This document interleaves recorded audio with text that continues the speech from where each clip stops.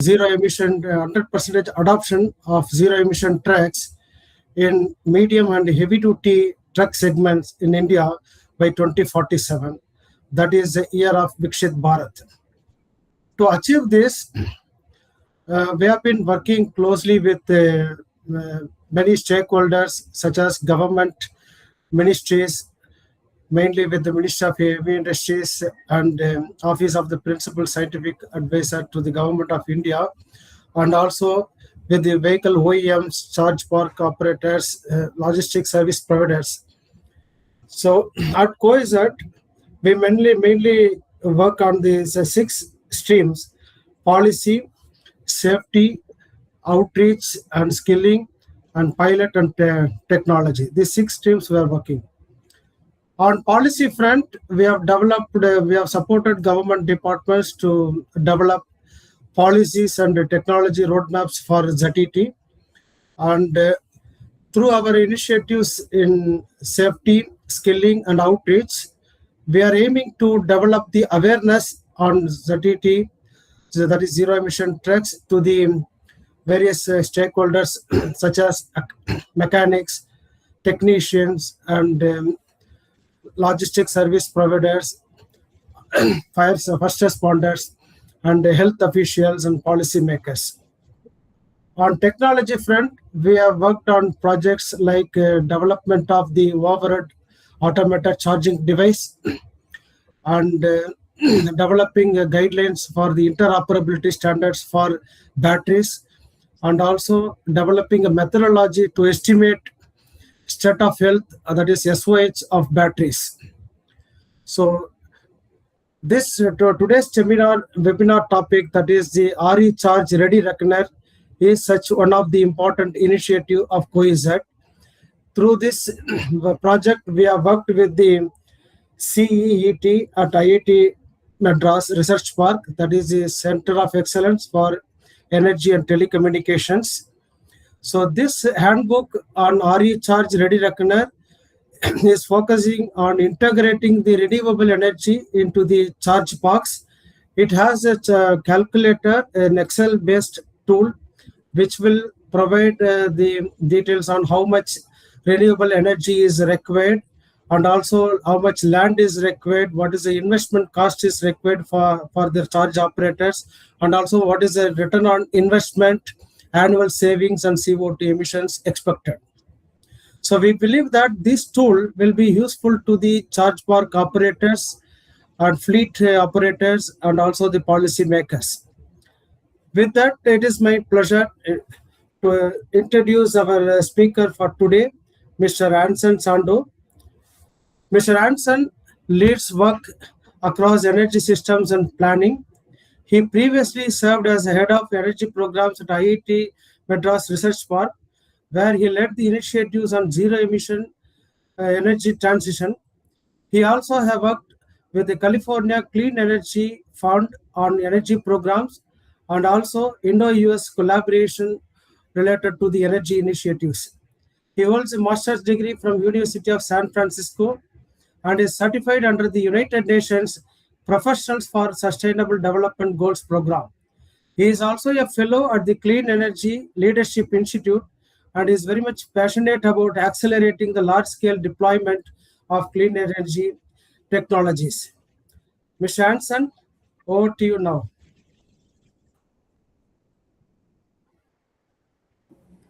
Hi, thank you so much, Ravi, and the rest of the CoEZET team. It's a pleasure to be here today and talk about this important sort of discussion. I think what I wanted to maybe touch upon before I start the formal presentation is this has been a truly collaborative effort wherein 2 centers at IIT Madras have come together. We've taken actual real-world data to try and understand how do we essentially drive this transition towards greening the electricity sector, and that will in some sense enable moving towards truly zero emission trucking in this sort of important sector. I'm going to sort of start sharing my screen and kick off the discussion. And if there are questions or comments, we can sort of keep that towards the end. But let me just pull up my screen.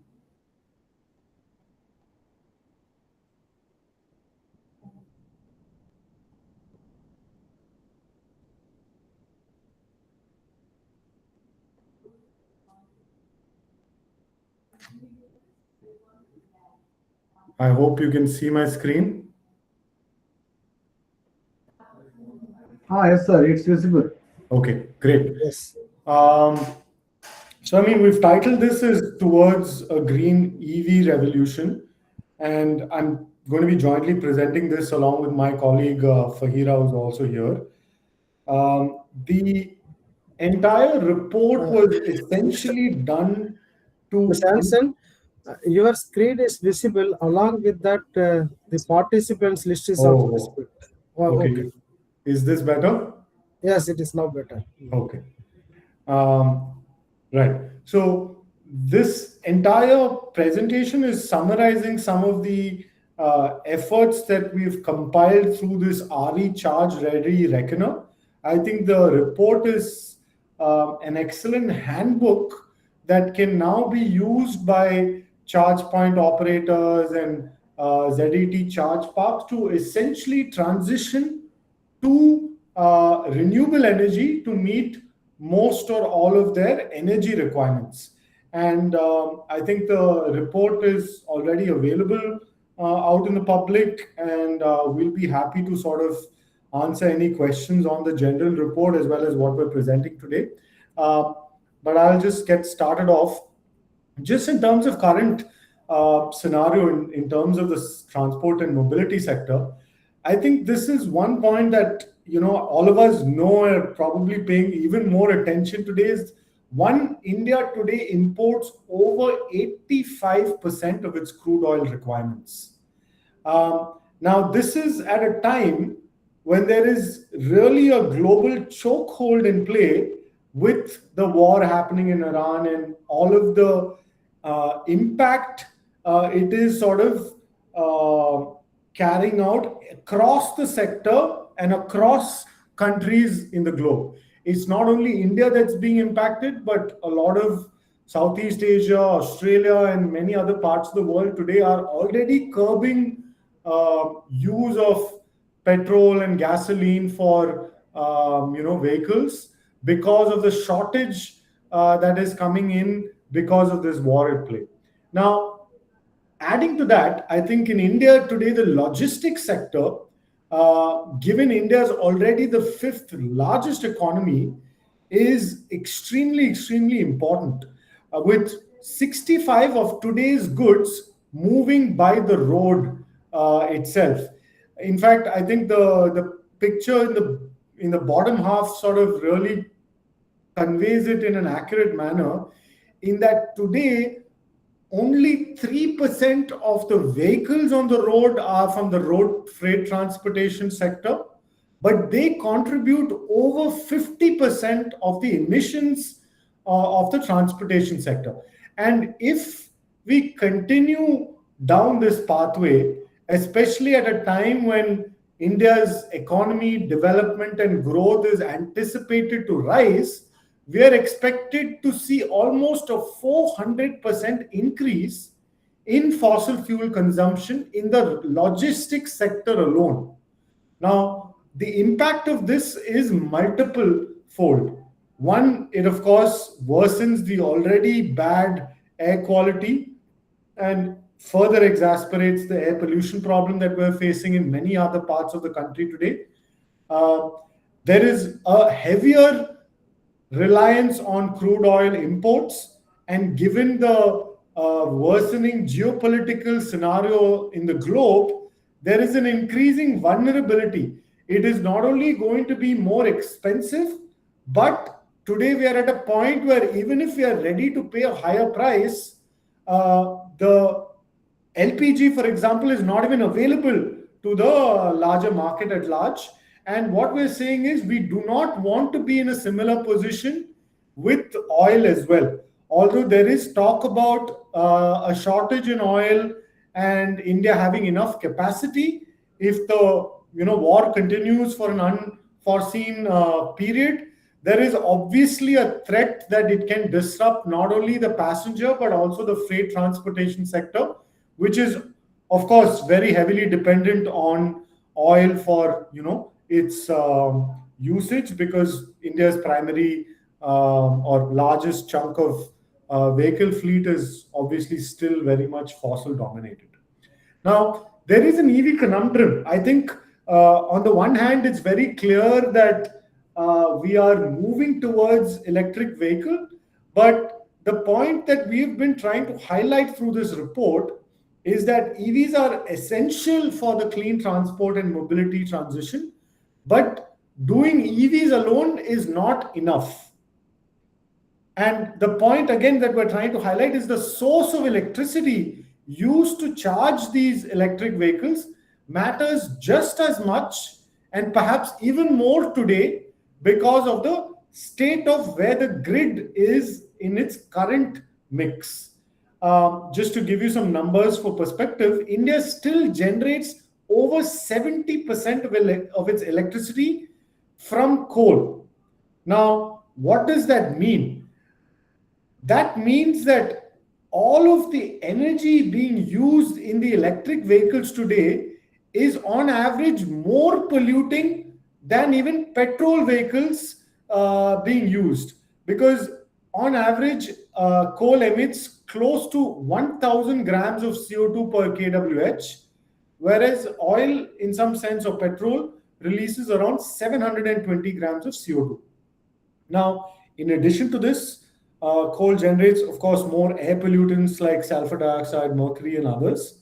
And in a nutshell, today, if you are charging even your fully electric vehicle through the electricity grid in India, you are in fact polluting as much, or in fact, in certain cases, even more than a petrol vehicle, simply because of this carbon intensity of electricity in India. As you can see, in the chart in the bottom of the slide, India's carbon intensity is much higher than that of many other Western countries. Like, in fact, if you can see, our intensity is almost 820 grams of CO2 per kWh, whereas countries like Norway, France, even go as low as 50 to 100 grams per kWh. Now, effectively, the solution that we're proposing is moving towards green energy, and EVs is imperative for a truly sustainable as well as a cost-effective solution. Now, why is this cost-effective? Just to put some numbers again for perspective, coal generation today at the national level is almost at 4 rupees per kilowatt hour, whereas solar and wind is already cheaper, costing less than 3 to 2.5 rupees per unit of electricity. Now, what we're trying to do is essentially solve or fix the generation source problem, wherein EV adoption, as I mentioned, is not enough. The transition to green energy to power these EVs is essentially imperative. Otherwise, we are simply, in other words, shifting the goalpost from being emitting zero in the tailpipe. You're just shifting it to the coal plant or the fossil generation emission, which is taking place in another location. Net, there is not going to be a major difference in pollution if we are going to continue charging the electric vehicles through the grid. Now, fortunately, as I mentioned, the cost and scale of green energy is today favorable, wherein essentially solar and wind is available in abundance in India and Southeast Asia. It is already lower cost than fossil alternative. And there are, of course, captive, group captive, rooftop, and third-party ownership models that provide the flexibility to access renewable energy in different forms today. I've summarized in some sense the steps towards greening this EV sector. First is essentially for us to estimate the energy demand that is required in each of these charging stations, determining the ideal energy mix, evaluating perhaps what kind of storage that we can deploy and the capacity for it, and finally deciding on the ownership and cost model. Now, we have provided 2 case studies as a part of this report of 2 popular routes in India. One we've taken in Tamil Nadu and Karnataka, which is the Chennai-Bangalore highway, and another in the Maharashtra-Karnataka belt, which is from Solapur and Vijaypura, and provided essentially a real-time picture based on actual road traffic data to estimate energy requirement for EVs at different scenarios, the capacity and number of charging stations that we will require in this particular belt, and the total energy requirement for EVs in each of these charging stations. Just to walk you through some of the methodology that we've gone through this, we've looked at the maximum traffic in this particular corridor. Like, for example, in Chennai, Bangalore, this was the max traffic. We have also taken, in some sense, the minimum or average in the month. And of course, based on the length of the corridor, we have determined how much of energy will be required if we are going to convert the entire traffic to 100% EVs. We've also provided a scenario with 50% EVs and 25% EVs. Essentially, the energy required is calculated based on the capacity of the electric vehicle, as well as the kind of range you're able to get in each of these vehicles.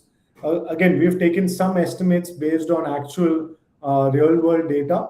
We've taken an estimate on the number of charging stations that will be required, based on the assumption that we will have at least 1 charging station every 20 kilometers.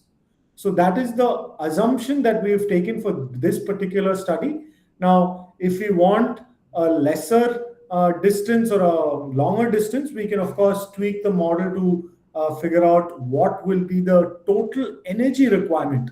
So, for example, in the Chennai-Bangalore corridor, if we want to move 100% of the traffic to EVs, we will need approximately 1,886 megawatt hour of energy per day to meet the requirements in this particular corridor. And of course, we have also, based on the number of charging stations that we're looking at estimating, figured out how much energy will be required per station per day, which is totaling up to about 108 megawatt hour per day for each charging station.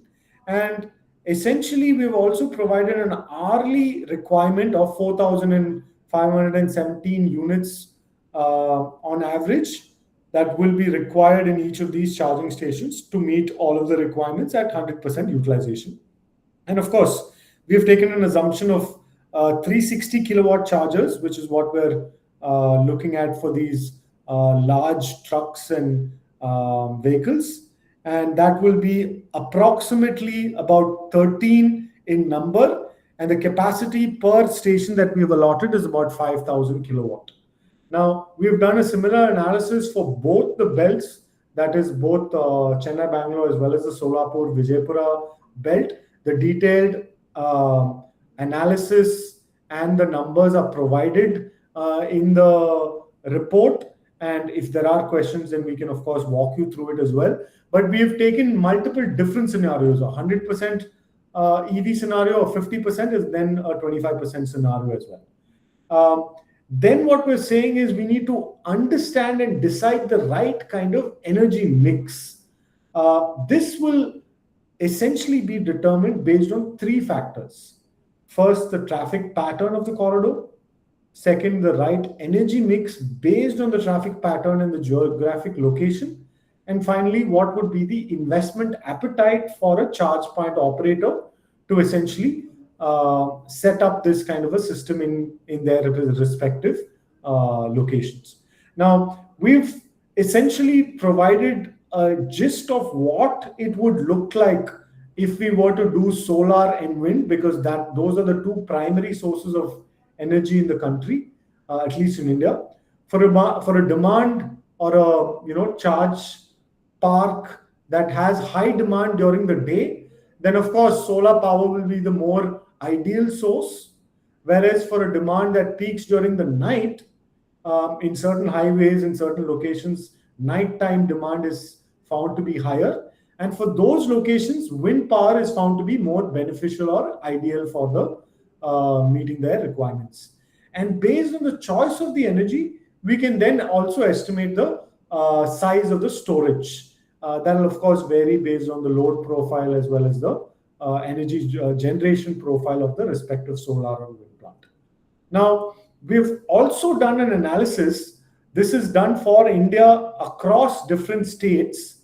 If we were to do a wind-based energy generation to meet the charge points requirements, we have estimated the total wind potential in every state across the country. That is what we're providing in this particular table here. We've also provided numbers based on actual wind capacity deployed as of 2024-2025. And as you can see, most or all states have effectively less than 5% of their estimated potential that has already been met. In other words, we have ample opportunity and potential across the country to set up wind power to meet the requirements of any of your charge points or charge parks that we want to set up across these different states.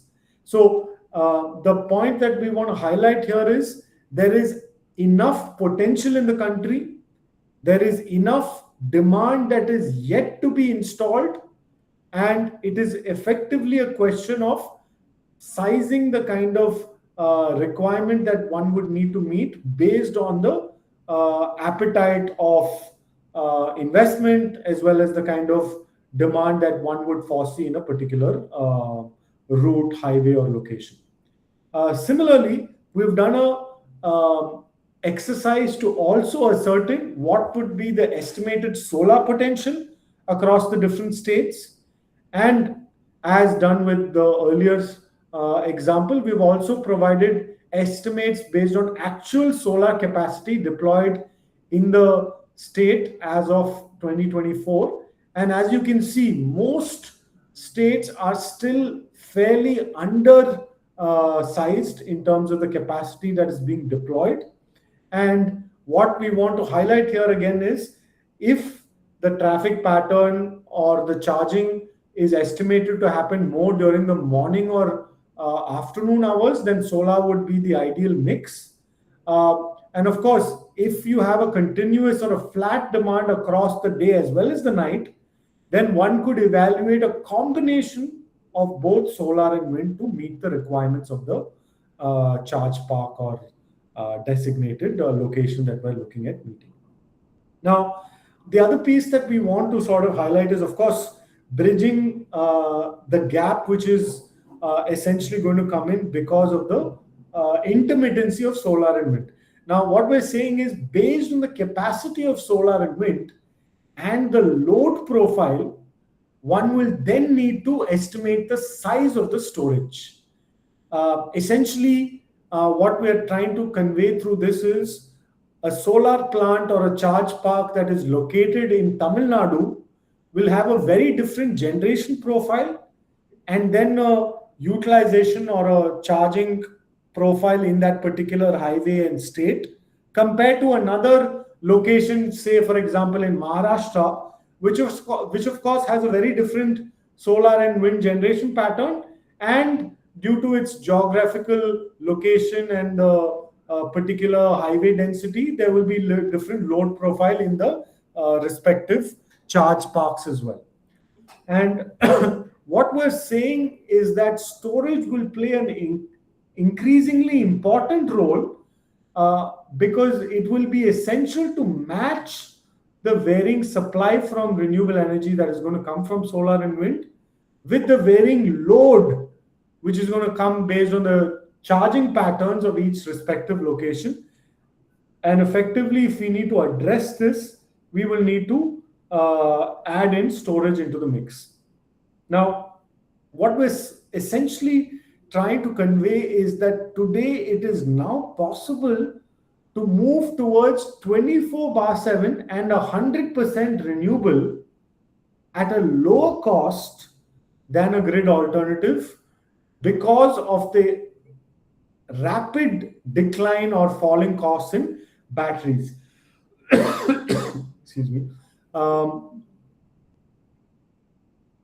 We've also done an exercise wherein we've estimated the kind of storage requirement one would need to set up for solar and for wind as a percentage of the daily energy consumption.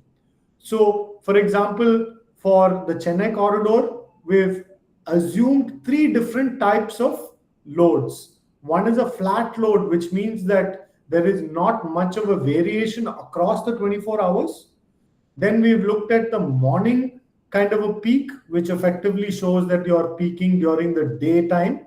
And then finally, an evening peak, which is sometimes seen in certain locations wherein the peak usage is during the evenings or the night times. And based on our analysis, we've found that we will need, for example, in the Chennai-Bangalore corridor, 23% of storage based on the energy consumption in a particular day for that particular location, and 16% of energy storage will be required for, in this case, a morning peak, and a 29%. And for any location, we can, based on the model that we've built, try and estimate it for a respective. So if there are any joint attendees in this webinar who have interest in estimating this for a particular highway or a particular location in the country for both solar or wind, then we will be able to help model how much of solar will be required, how much of storage will be required, and finally, what will be the respective storage that is required for the solar and wind to become 24/7. Now, I also thought it's worth mentioning another benefit of having energy storage, and that is essentially what we're calling fixed charges. Now, when you have an electricity connection, whether you're having a building, industry, or a EV charge park, you have 2 types of costs. One is the variable cost of the per unit cost of electricity, which varies from 6 rupees to 10 rupees per unit based on the category. So it's lower for domestic, slightly higher for industry, and highest for commercial. But there is another charge called the demand charge or the fixed charges. And I've taken the example of Tamil Nadu here. We are effectively paying almost 562 rupees per kVA on demand charges.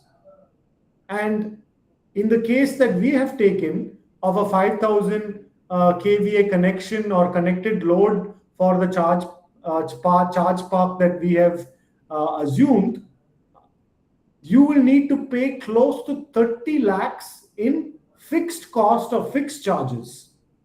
This is irrespective of how much of variable consumption that you do on a monthly basis. So irrespective of whether you're consuming 1 unit of electricity in that charge park or whether you're consuming 100,000 units, you will still need to pay these demand charges or fixed charges. And how storage can help it is, now I've taken a typical curve of, say, for example, a building. Now this could be a curve of a charge park or any kind of a charging station. But what you can see is there are times when the charging or the demand for electricity is going to increase, and there are going to be times when the utilization and the load is going to decrease. Now, the benefit of storage, or the way in which we can reduce the cost incurred, is if we can shave what you call the mountain. What we're saying is that anytime the consumption goes above a certain threshold, say in this case, if we peg the consumption to be restricted to 4,000, anytime it goes above the 4,000 mark, I can utilize my storage systems to discharge the energy for the charging the EVs. And then if I have a larger battery storage, I can further increase that to benefit the demand charges. And in this way alone, we have anticipated there is almost a 5 to 10 lakh per month cost savings that is possible for reducing your demand charges through energy storage. So this is one key benefit of energy storage and the way in which it can be utilized optimally to bring down the cost of operations for any charge point operator. Next, we have also looked at sizing the kind of charge park itself.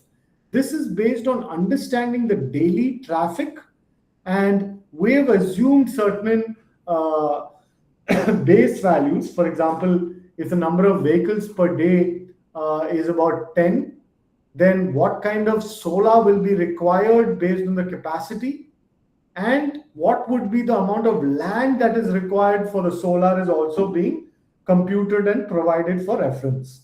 Similarly, for that 10 vehicles to be charged every day, we would need a similar wind capacity.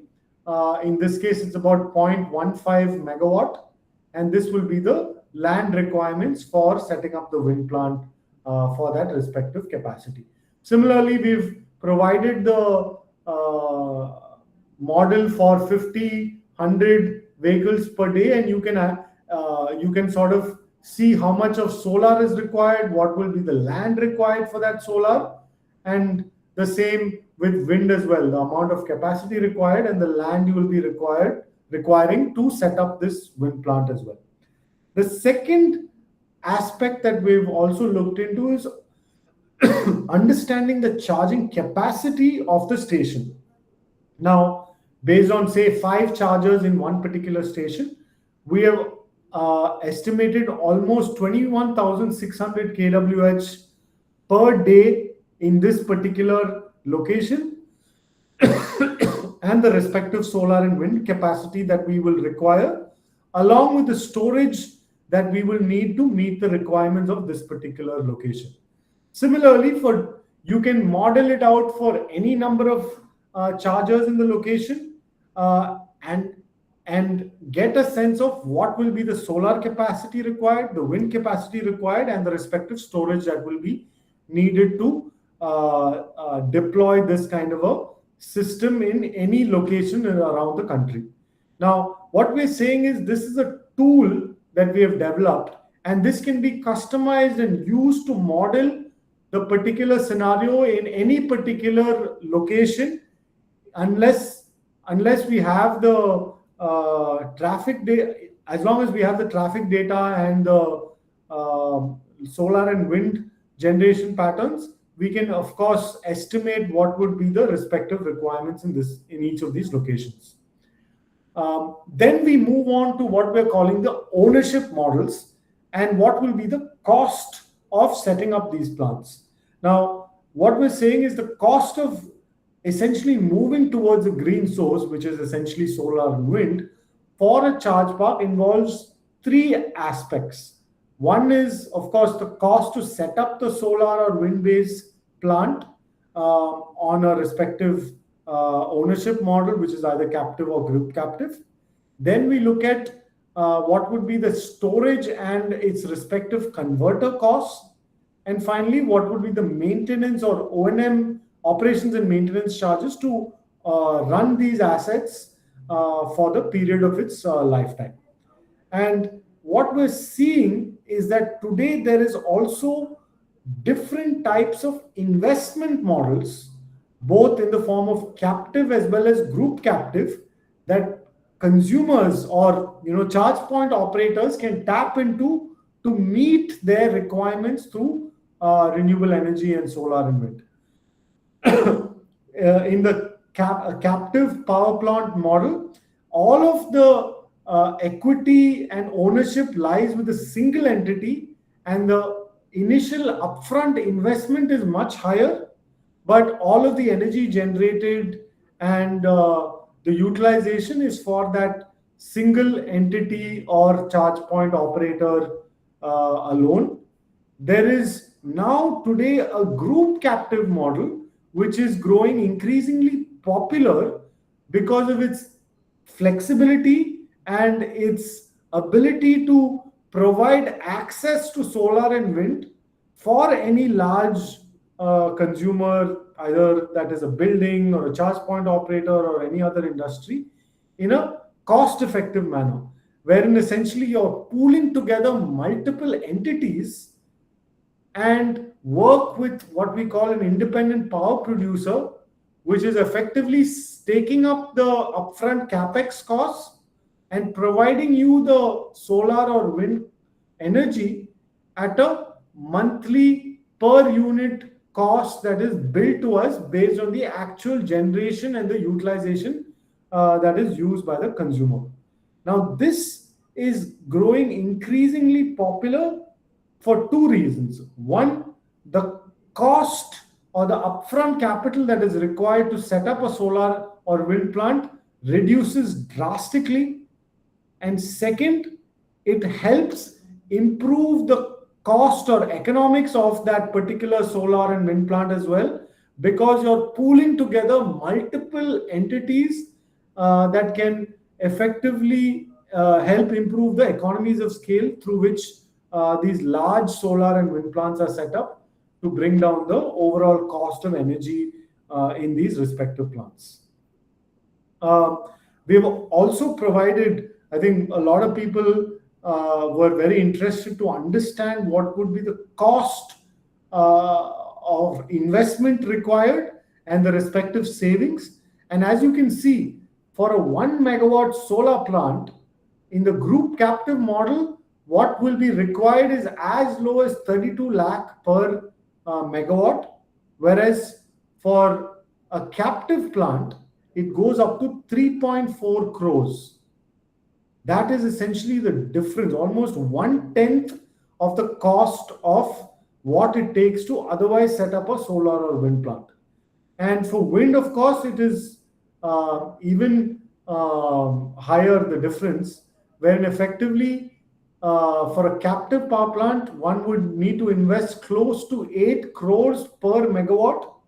And if you were to go down the group captive route, the upfront capital or capex incurred will come down to close to 1.5 crores per megawatt. And we've provided some estimates on the converter cost per megawatt, what would be the maintenance costs involved. And of course, we've also estimated what kind of storage and the capacity that will be required to meet the respective requirements of that particular charge park or operator. Now, the main differences in between the two ownership models are capex, of course, has a much higher upfront capital requirement, and the group captive power plant has a significantly lower entry barrier. The savings is much lower in the case of captive plants, whereas in the group captive, it's much higher. And that is also being seen in the payback period, where you would need at least 4 to 5 years to get a payback for your solar and wind plant. Whereas in the group captive model, we are seeing that the payback could be as low as 1 to 1.5 years for the investment that you're putting in. Now, we've tried to also provide a financial break-even or an ROI analysis, wherein what we're seeing is that a financial break-even is possible within 1 year with almost a 13x lower upfront cost for the same capacity, just by choosing a group captive RE is investment route as opposed to the captive route. And of course, it has a huge impact on the CO2 emissions as well, where we're seeing a whopping 95% reduction in CO2 emissions when charge parks are powered by RE completely as opposed to grid electricity. This goes back to my earlier slides where I was showcasing how India's carbon intensity is so high that if we can simply move towards a more sustainable and cost effective source like solar and wind, there is a reduction possibility of almost 95% in the CO2 emissions used in these charge parks. Um, Finally, we've also provided a small snapshot of what would be the charging layout and how it looks like for a respective location, wherein we've estimated what would be the charging bay area requirement, which roughly sums up to about 421 meters. There is also the driveway and maneuvering space, which we've pegged at about 400 square meters. There's converters and transformer space, which is totaling up to about 85 meters. And in total, the total length adds up to almost 45 meters. And similarly, the breadth is hovering around 46.5 meters. The overall dimensions are also available. If anyone is interested, please reach out to us and we'll be happy to pass along the report which goes into these particular pieces in much more detail.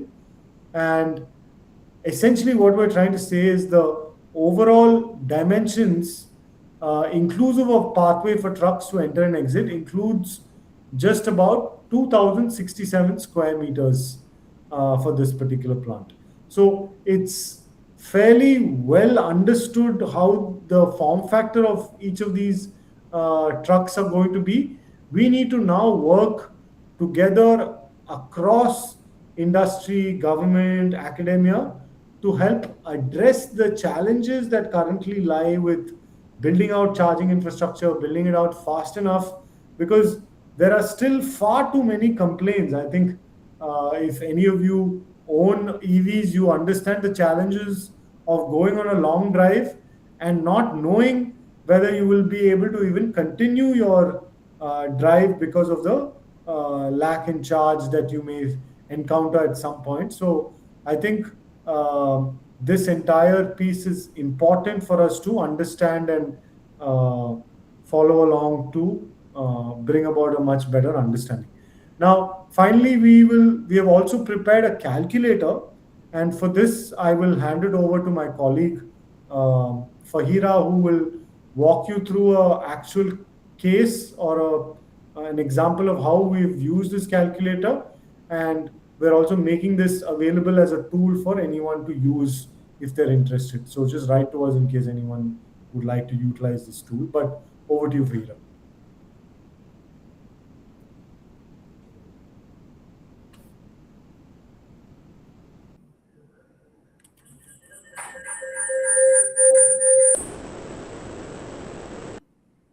Hello, hope you can hear me. And I'm just going to present the calculator and give you some of the insights behind how we arrived at these calculations.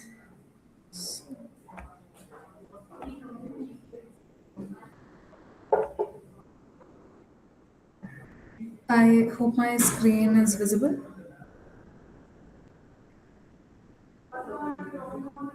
All right. Yes, visible. Okay, cool. So there are two approaches that we've taken to putting down this calculator. So when we started working on estimating renewable energy sizing and cost for entire highway or a corridor, there were multiple smaller calculations that we did in the back end.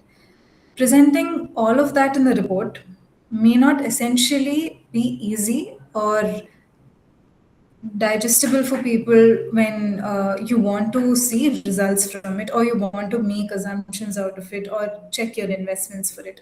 So what we've done is we've essentially compiled all of that into a simple calculator, and we've given you two formats through which you can go about it.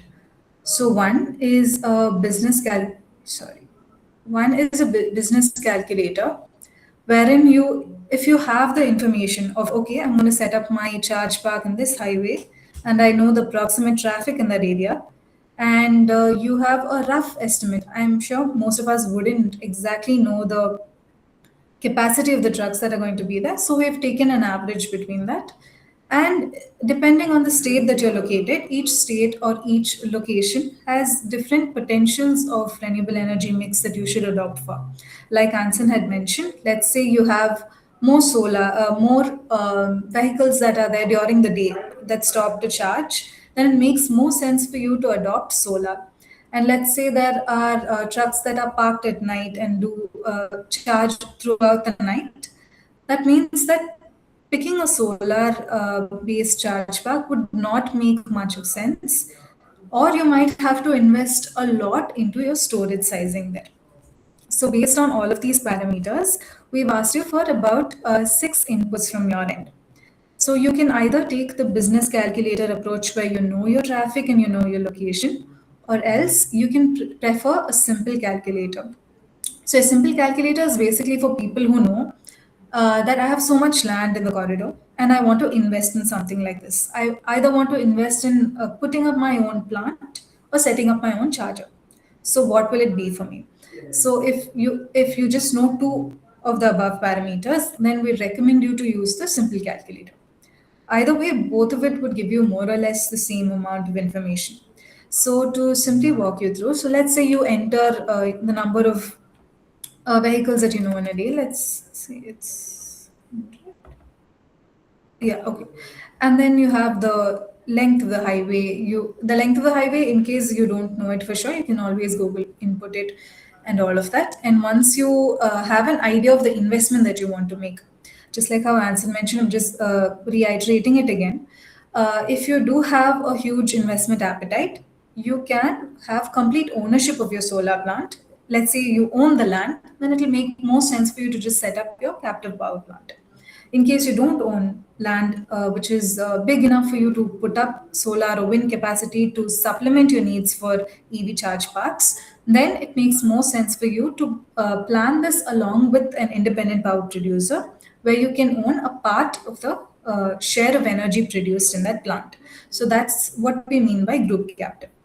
So once you have this information plugged in, the calculator will give you the land that you require to set up this plant, your RE sizing based on your choice, whether it's solar, wind, or you can also choose a mixture of both. If your charge park is going to have varying patterns or almost a flat demand, then it makes more sense to have both.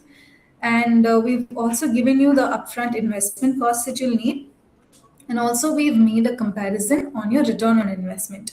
As in, let's say you do not invest in a charge in a RE plant and you end up paying so much for your coal power. So what will be your return on investment for it? So and after that, we've also given you cost savings annually and the CO2 emissions, which are quite obvious that you will reduce your emissions by almost 95% if you choose either solar or wind. So just to quickly walk you through, let's say I plug in the number of ZET charge parks, ZET vehicles in a day. We will make an assumption that your vehicle is starting with at least 50% charge. And based on the length of the corridor, we'll estimate how many times in a day your vehicle needs to be charged to cover that particular highway. Then we'll put down the energy you require in a day for that corridor, approximately. And then based on that energy that we obtain, we've also put in how much solar we'll need and how much wind we'll need. So this heavily depends upon your location as well. Our calculations are based on the two corridors that we've chosen, one in Tamil Nadu, one in Maharashtra. So we've broken down our calculations and our per unit costs according to that. So we have an estimate that for per kilowatt, your solar can generate 4.5 units of energy, and the same way wind can generate 7.2 units. So based on your energy required in a day, we've estimated the megawatt hour capacity of solar and wind that you need. And in case you opt for a 50-50 ratio, then we've also put that down for you. The second is your cost. The technology is covered now. So when it comes to your investment cost, let's say you're going to opt for full captive power plant. So captive means you'll have to pay for the let's say the panels that you put in for solar, your deployment charges, your wiring charges, and then you'll also have to pay for your converter costs because your DC power needs to be converted, plugged into a grid, and then sent back to your charger to be to charge your ZET vehicles. So all of these costs included, it will come up to let's say for about 50 vehicles in Tamil Nadu with a 200-kilometer distance, you will have to pay about 2 crores for captive, whereas when you take group captive, it just reduces to 10% of the total cost, which will be 2 lakhs. The same ratio is carried out through wind as well as 50-50 solar. For captive, for group captive, there's also a monthly per unit charge that the user has to pay towards your IPP. So this is the number that Anson had previously mentioned. It's about 3.5 rupees per unit, and this is also being integrated into this cost that we are presenting here. And then based on the size of your solar and your wind plant, we have per unit estimates of, let's say, for per megawatt, you'll need so many acres, based on which we'll derive how many acres of land you require for the plant that you want to set up. And the last is your energy savings, sorry, your cost savings, which is pretty straightforward. So let's say if you're going to pay 10 rupees per unit for your grid versus you're paying 3 rupees per unit for your solar or your wind, we'll take the price difference, and that's how we have estimated your cost savings. And based on the savings, we've also estimated a return on investment based on your capex costs. So if you see for the capacity that we mentioned for 100 vehicles in Tamil Nadu, you will take about 3.5 years for you to get a return on your investment. Whereas for group captive, being as the cost is much lesser, you'll have a quicker return on investment. The last is your CO2 emissions. So your CO2 emissions are based on the per unit emission value that is released by the Government of India every year. So based on that, we can estimate how much you will be emitting if it's a coal power plant versus solar and wind. So these are the back-end calculations, just a quick gist. But other than that, the calculator is pretty straightforward. When you plug in the numbers based on the knowledge that you have, or even simple metrics that you can Google, you'll be able to get a rough estimate of your cost and the capacity of RE that is required. So I think that's about it. And now we're open to any questions if there are.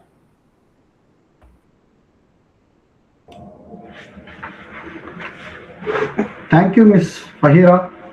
I request our participants, if you have any questions, one or two, please ask our expert speakers, Mr. Anson and Ms. Fahira.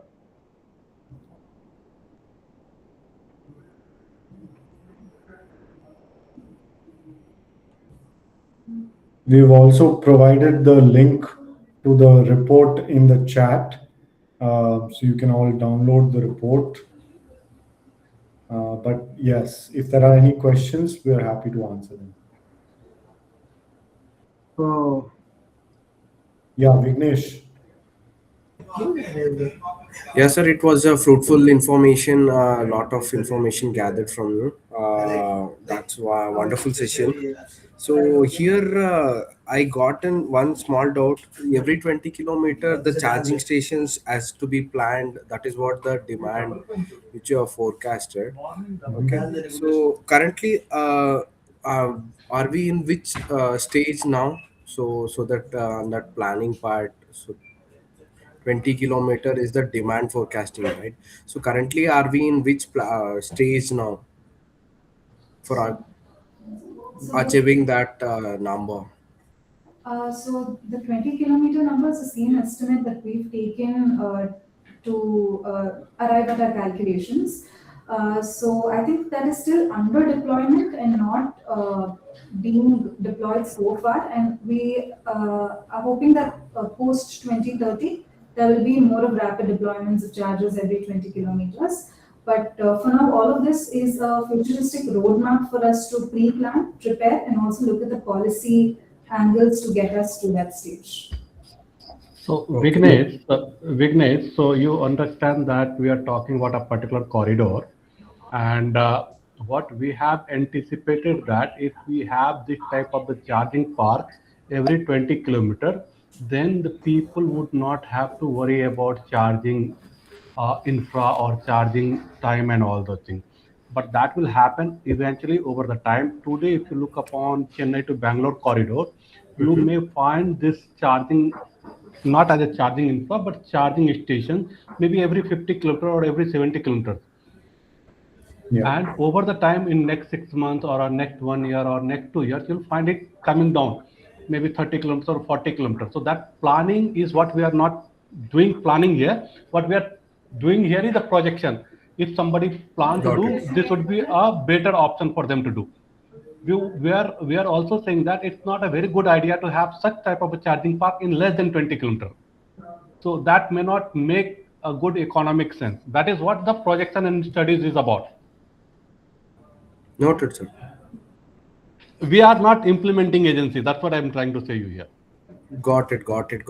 So it is a complete projection that every 20 kilometer will be the fulfillment of the requirement. Correct.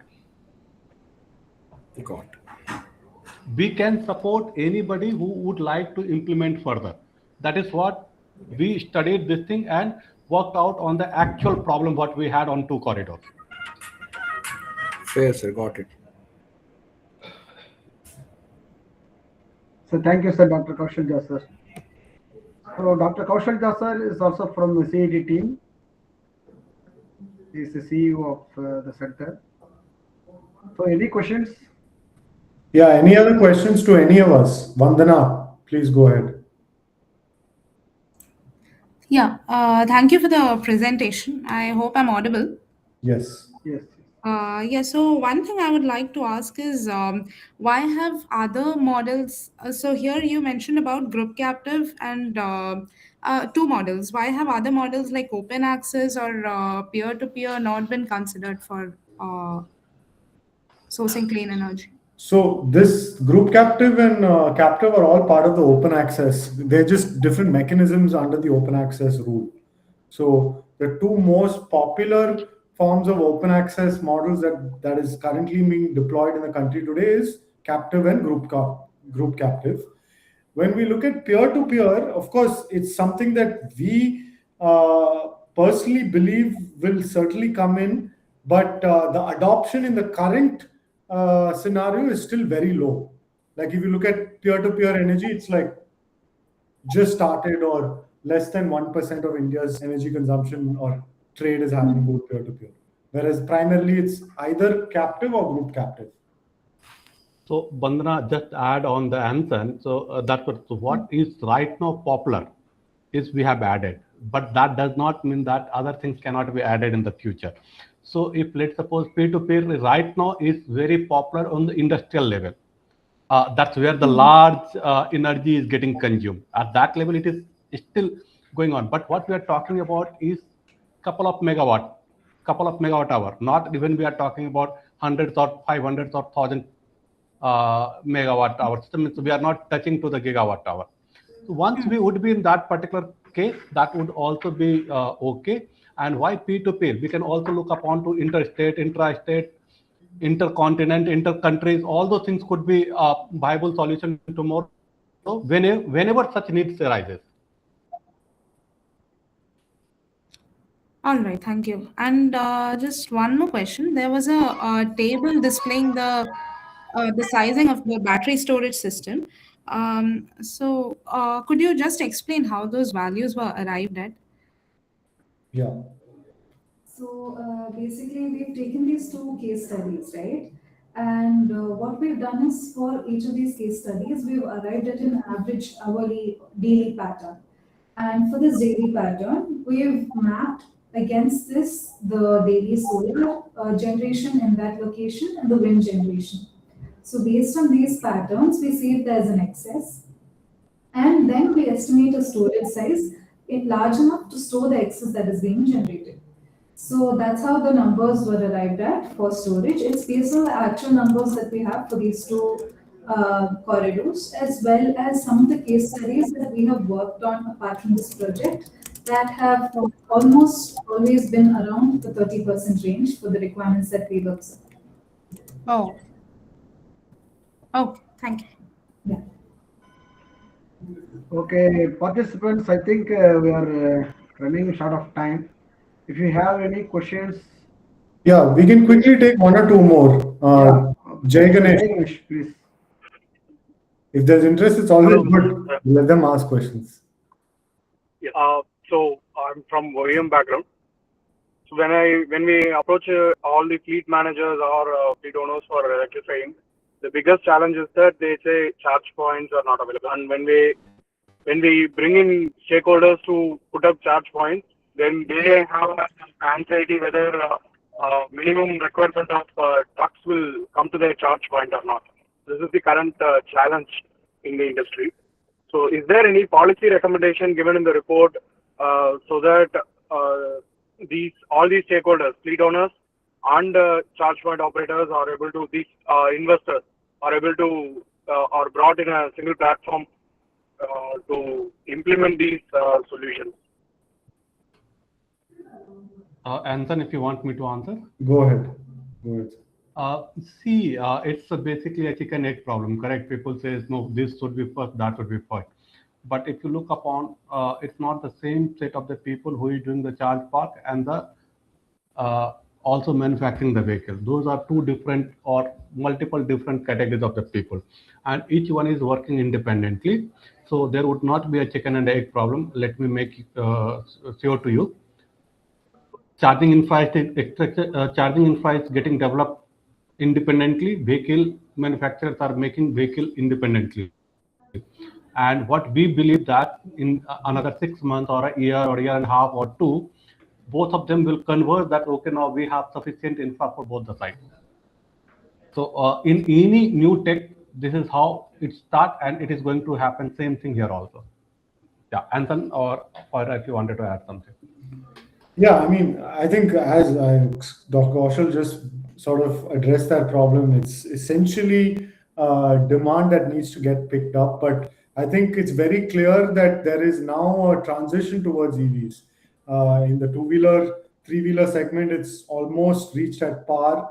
And when it reaches at par with, the alternative, which is fossil-based, people are going to be ready to move. So I think it's a matter of when and not if, the way we look at it. So both the vehicles as well as the charging infrastructure need to be worked on in parallel is what we believe. And very soon, I think Niti Aayog also just announced this yesterday, there is going to be an EV mandate in some form, which is essentially saying beyond a certain time period, like say beyond 2028, 2029, you may not even be allowed to buy an EV in certain locations. Delhi is the Delhi NCR region is one of the first locations that is being proposed for this legislation, wherein if you have to buy a new vehicle, you will not even be allowed to buy a fossil fuel vehicle. So it's going to happen. We're already in the midst of it. And I think policies like this will really help accelerate the transition. And to just answer your point, we have addressed a couple of existing policies and regulations, either state-wise, overall for India, as well as on the EV end and on the grid end in the report. So I think that should give us a conclusive picture of the policies that have been put in place. Yes, thank you, people. Thank you, Mr. Jaganesh. I think yeah, we can stop there. Yes, thank you. If anyone else has questions, just please write to one of us. Yes. We'll be more than happy to support you. And if people are interested in implementing, then please reach out to either the CoEZET team or the CEET team, and we'll be more than happy to support you. So the best is to reach to the CoEZET team, and they can collect all the queries, and whatever things they require from us, we could always support through CoEZET, or that would be the better way of moving on that. Yeah. Yes. So I think good afternoon to everyone. We come to the end of the session. So today webinar session, I would like to take a small moment to express our sincere gratitude to all who made it meaningful and impactful on this webinar. So today webinar valuable insights into the recharge ready reckoner, highlighting RE integration, practical relevance with a simple ZED charge bar calculator to estimate the renewable energy capacity, land and investment requirements are captured. So I hope the session clearly emphasized and the importance of RE integration approach is delivered. I would like to extend Our heartfelt thanks to our expert speaker, Mr. Anson Sando, and Dr. Kaushalja and Ms. Fahira from the CET team for sharing their knowledge, practical perspective, and the real world experience. So, your insights have greatly enriched our understanding and will certainly benefit all our participants today. So I extend my thanks to Mr. Ravi, lead regulations, for the introductory session, and to Ms. Priyanka for delivering the welcome address. So we also sincerely thank all the industrialists, academicians, and researchers who joined us today. Your presence, engagement, and continued contribution to this domain are truly appreciated. A special thanks to all the participants for your time, interest, and active involvement. Your participation made this session interactive and successful. Finally, I would like to acknowledge and thank organizing team, Ms. Maheshwari from the market-facing projects of CoEZET for their efforts in planning and executing the webinar smoothly. I also extend my sincere special thanks to Dr. Kaushalja, Dr. Sivakumar Subramanian, and their team members, Ms. Mahalashmi also from CET, as well as Professor Shankar Ram and Professor Karthik Atmanathan from IIT Madras, and Mr. Kadiriyasan Shanmuganathan from CoEZET for their continuous support and encouragement in the development of this valuable handbook. So with this, we conclude today's session. Thank you all once again, and we look forward to your continued support and participation in our future initiatives. Thank you all. Thank you so much.